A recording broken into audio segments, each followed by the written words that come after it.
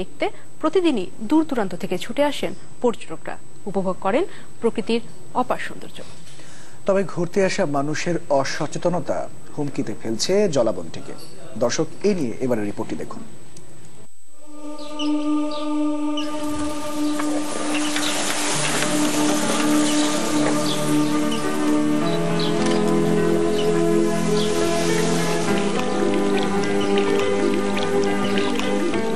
সিলেট থেকে মাত্র 30 মিনিটের সড়ক পথে মোটরঘাট, আর সেখান থেকে ছোট নৌকা নিয়ে প্রতিদিন ছুটে চলছেন ভ্রমণ পিপাসু মানুষ। লক্ষ্য একটাই, রাতারপুল।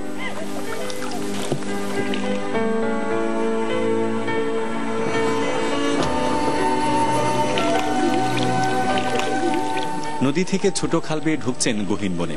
নৌকায় বসেই উপভোগ করতে পারছেন দুপাশের হাজারো গাছ আর পাখির সুমিষ্ট সুর।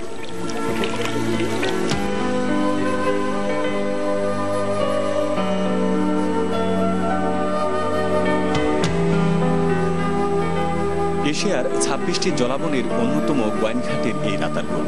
এখানকার প্রাকৃতিক সৌন্দর্য মোহিত করে রাখে প্রকৃতিপ্রেমী যে কাউকে। এখানে যে পাখির বিভিন্ন প্রাণীর গুঞ্জন শুনতে পাওয়া যায়, ওটা অনেক ভালো লাগে। আমাদের খুব ভালো লাগছে, আমরা কয়েকজন ফ্রেন্ড মিলে এসেছি, তো আমরা খুব এনজয় করছি।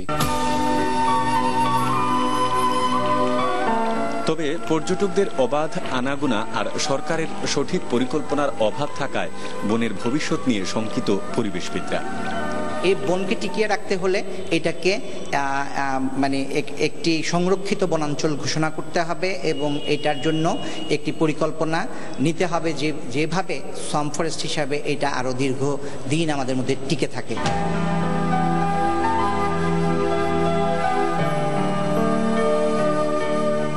একদিকে পর্যটকদের আকর্ষণ করা, অন্যদিকে পরিবেশ সংরক্ষণ, সব মিলিয়ে সঠিক একটি পরিকল্পনা গ্রহণ করা গেলে এটি হয়ে উঠতে পারে দেশের অন্যতম একটি পর্যটন কেন্দ্র। গুলজার আহমেদ, চ্যানেল 24, সিলেট।